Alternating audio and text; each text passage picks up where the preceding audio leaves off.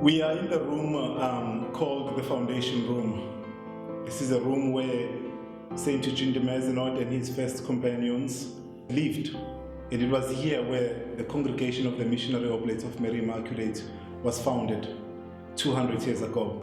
It is really an overwhelming feeling that we are here today, almost 200 years later. And with me is Father Lougen, the Superior General, the successor of Saint Eugene de Mazenod. Father, welcome. Thank you very much. Thank you for being here with us. Father, tell me, what comes into your mind? How do you feel just by being in this room today? You use the word overwhelming.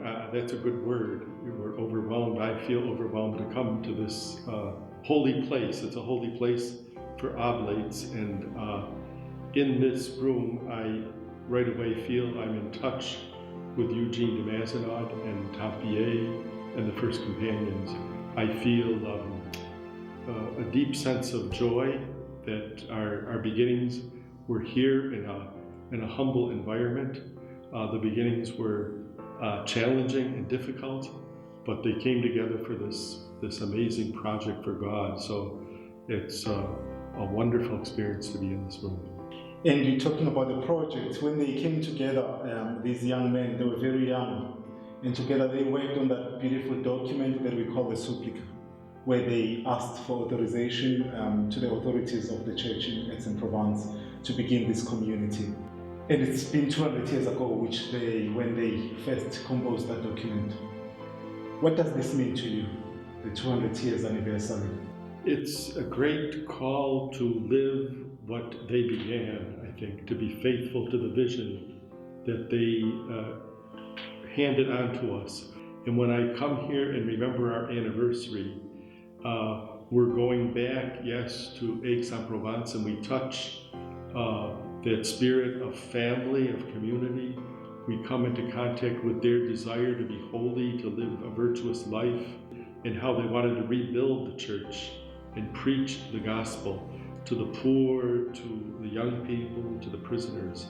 So coming here and celebrating this anniversary is a call to me to be faithful to that heritage in our context today. We have here this beautiful tree, which is a symbol that we have put in this foundation room, a symbol symbolizing the seed that was planted here.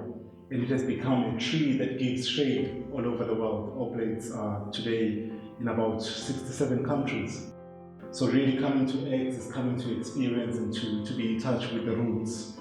As the Superior General of this big family, what would be your message today to the Oblates in the whole world? I firmly believe we have an important mission in the church.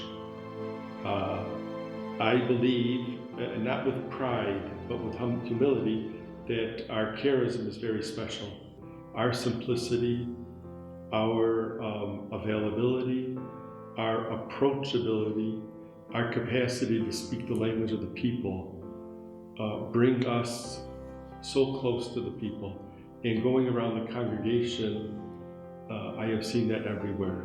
I always remember the story of Bishop de Mazenod at that time, going to visit an elderly woman, Rue de l'Echelle, in Marseille.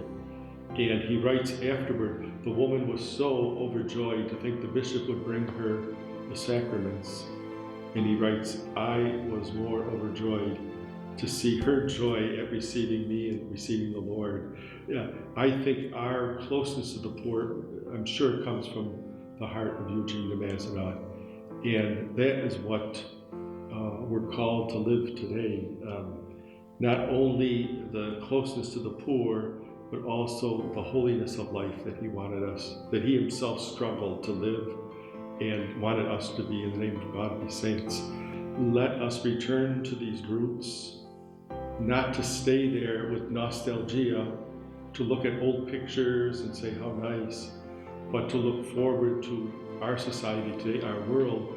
We have many good works in the congregation, but we cannot, let's say, rest, comfortable. We have to look who isn't being reached today and get out with the good news to them.